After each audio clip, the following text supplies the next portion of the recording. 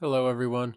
Welcome back to another episode of Self Published Success, a show that highlights forward thinking authors who chose self publishing over traditional and found success in doing so.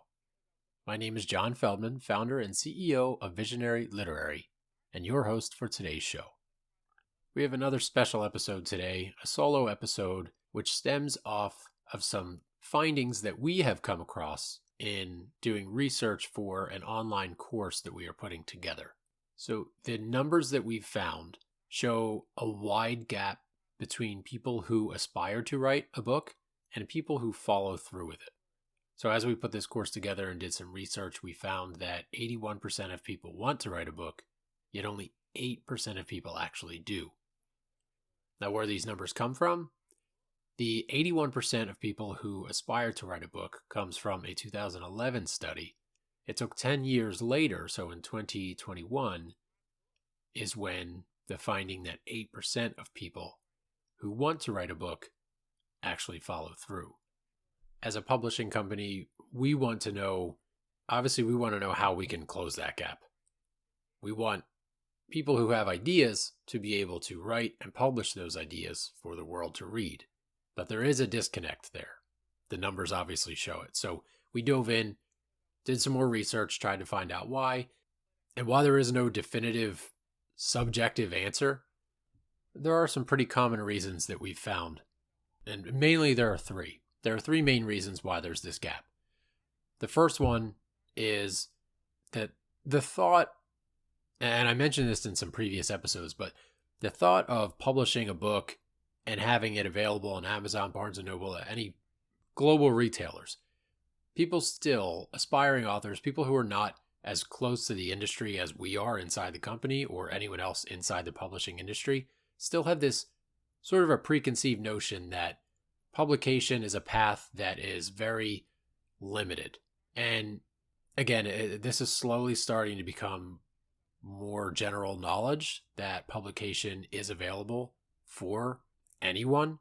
You don't have to go through that long, begrudging process of reaching out to literary agents, pitching agents, pitching publishers, pitching your idea before you even put pen to paper. I mean, that process in itself seems daunting, which is why it's the number one reason why there is this gap, because so many people just assume that it is going to take a lot of legwork, a lot of time. And is it going to be worth it in the end, which we'll get to in reason number 3. But it's not so black and white. It's not so cut and dry when it comes to this also. So the idea of self-publishing, independent publishing, is a lot more widespread than it was 10 years ago. It's starting to catch on more as more people begin to publish this way, but it still seems to people, once again, people outside the industry, it seems like it's a path that's destined for not necessarily failure, but for lackluster results compared to a traditional publishing path. So again, most people assume that when you get traditionally published, it's a success from the onset, which is not true, because obviously you still need book sales, you still need to go through a marketing plan, you need to do all these things on your end to make sure that the publishing company finds success in your launch. But going back to that idea, again, that self-publishing is becoming more widespread. People know, aspiring authors know it's there. It's an option, regardless of their determinations of whether or not it's a success. They know it's there, right? But that's good. But then that leads into problem number 2. So number 2 reason that we found that there is this gap is because people don't know where to start. They know that self-publishing is an option. They know they can take this route. They can have control. They can create their book and publish anything. So not knowing where to start, there are a couple things there. One, aspiring authors are afraid. They have a great idea. Maybe they're not a good writer. Maybe they don't know anything other than writing. How do they edit? Is it important to edit? How do they create a book cover? How do they design the inside cover? How do they copyright to create the description or the back cover copy? There are so many different areas to go.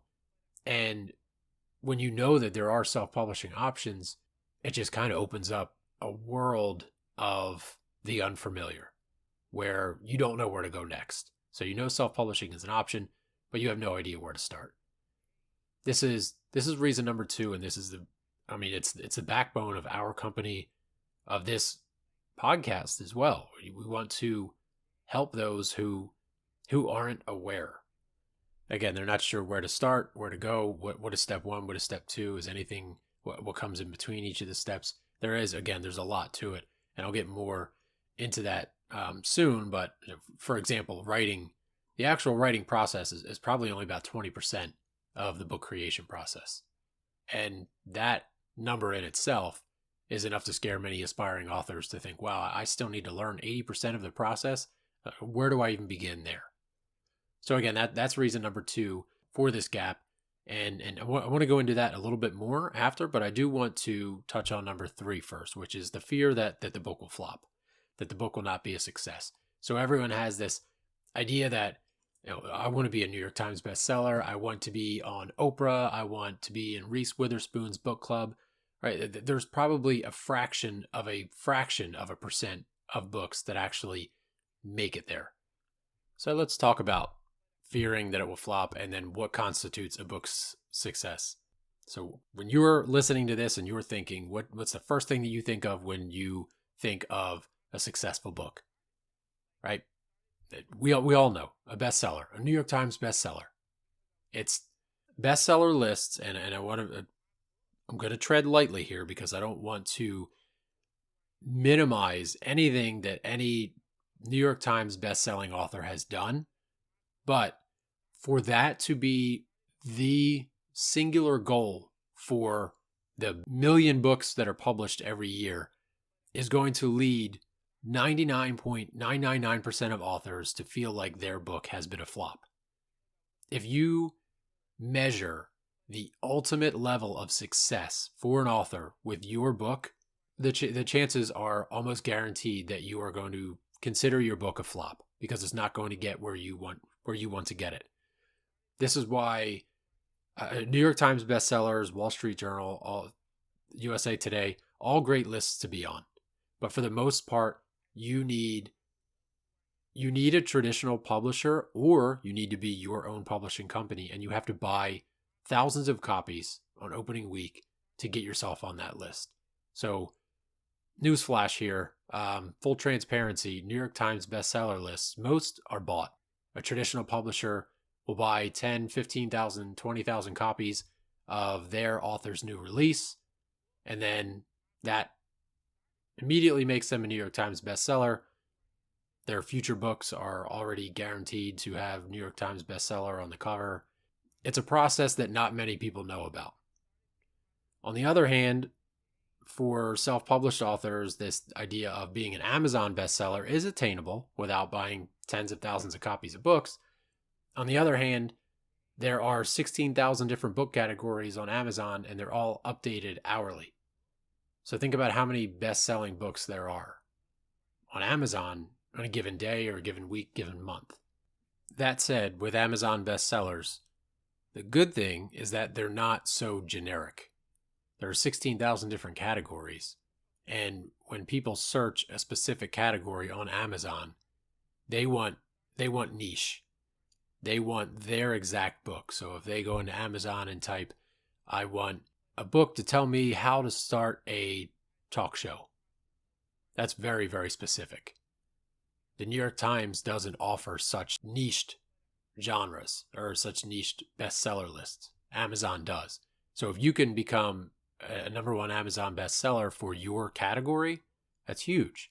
Because anyone who is typing in the keywords for your specific book are looking for your specific book. They're looking for exactly what your book has to offer. Compare that to searching, browsing the top 10 books in the nonfiction hardcover New York Times bestseller list. And you might look through 10 books and not see anything that catches your eye because they might be about different topics. All that said, lots of bestseller talk there. But the most important thing that you can take from a book and knowing whether or not it flops is the doors that open with it. And very few people know this. Everyone assumes, and that includes many of the people that have come to work with us. So Everyone assumes that book sales, book sales, book sales, book sales. How many books can I sell? That should not be, and it doesn't have to be your main concern when it comes to the financial success of your book, because what does constitute success is, again, the doors that open with it. So if you're a fiction author and you want to earn more money without the need to push your book, sell, sell, sell, you can apply to speak at industry conferences. Go to, Mystery Writers of America. If you're writing a mystery or thriller book, see if you can get on stage there, or just a small breakout group. Also, other appearances and readings. You can make money in other ways, but you can't make money in those ways if you haven't written a book. For nonfiction, you can do the speaking engagements at conferences and appearances as well, but you also have, you can drive leads to your business. You can showcase your talents so that you can branch out into coaching and consulting. You can, look at Tony Robbins. Yes, he makes millions of dollars on his books, but think about what he makes, what he can charge for his coaching and consulting outside of writing based on what he's written in his books. You can also attract investors to your company, recruit candidates if you're highlighting the culture of your company. There are so many different areas there with nonfiction, but that's not exclusive to nonfiction. Fiction authors can also make money outside of book sales because they have written a book. So the three gaps there, right? Number one is that the idea that authorship is only attainable for a certain few. Number two is that nobody knows where to start. And then number three is the fear that it will flop. So the stats, again, that 81% of people want to write a book, yet only 8% of people actually do. These are the three reasons that we found are the key, the culprit to why there is such that gap between the 81% and the 8%. I want to go back now to follow up a little bit on reason number two, which is where people don't know where to start. And this is common. I want to, it's why we started our company. Again, it's why I wrote our company book, and it's why we're creating an online course. So our company, it's a high ticket item. It takes a lot of time. It takes anywhere from 6, 9, 12 months, 12 plus months to create a book from start to finish and have it launched and published and promoted for a client. Not everyone can afford this kind of high ticket item, but that doesn't mean that their book is not worthy of being published. That's the reason that we wrote our book, Your Book on Your Terms, and released it so that anyone can still write their book. If they buy our book, it walks you through the entire process. But that's a little bit more time consuming.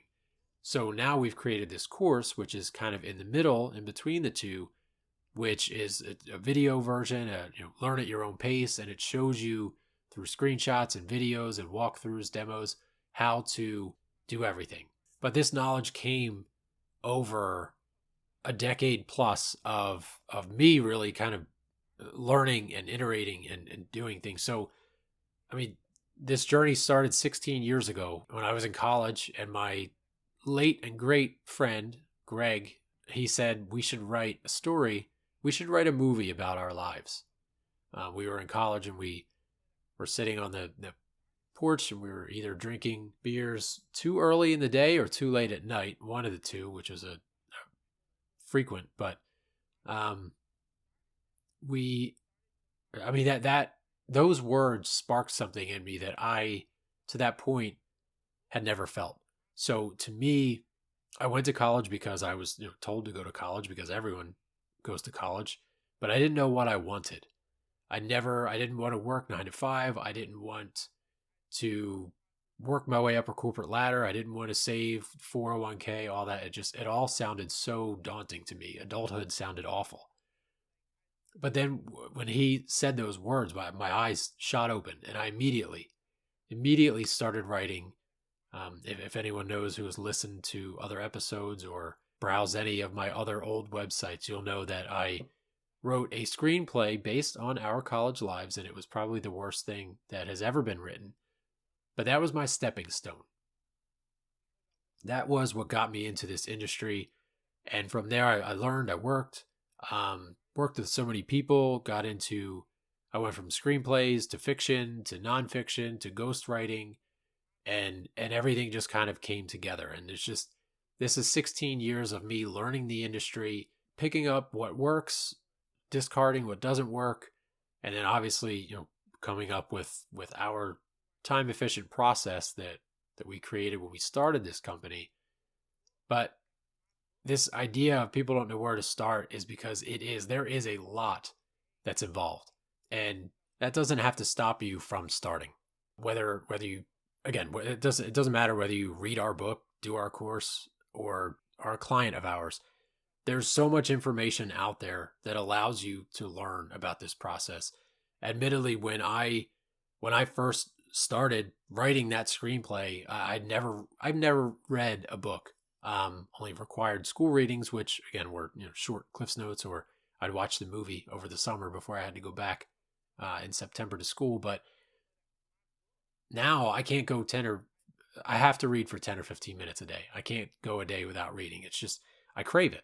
And it's because I learned so much. It's because I care. And it's because people took the time to write books that they knew other people would care about. And that's something that you can do. And fearing that you don't know where to start is normal. And that's kind of the reason that I wanted to broadcast this episode, is because you are not alone in fearing that, you don't know where to start, or you're going to make a wrong turn and it's going to cause additional work. That doesn't have to be the case. So I want to make myself available through the material that we've created as a company, or reach out to me on LinkedIn, DM me on Twitter, ask me questions.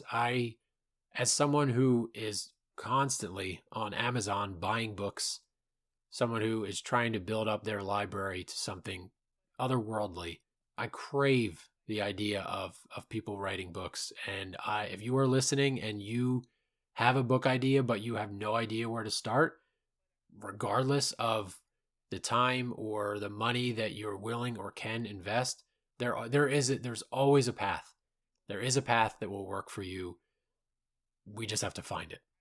So 81% of people want to write a book. If you were in that category but have not moved over into the 8% that have written a book, I encourage you, use the materials that we've created, find them elsewhere. If it's another company, another person that you know who's trustworthy, it doesn't matter. Just start. Just start, and things will come into place. Again, it's taken me 16 years from my first putting pen to paper to be at the point where I am today, which is being able to help, because there is so much involved. There is a long learning curve, but it is possible. So with that said, again, just to wrap things up here, I wanted to hop on here just again to share what we've come up with in our research, to let you know that you're not alone. There are many people out there who want to write a book, and more importantly, for those of you who want to write it, there are people that want to read your book. I guarantee you that. So I hope everyone has a fantastic rest of their weekend. And again, I encourage you to reach out or go to our website at visionaryliterary.com.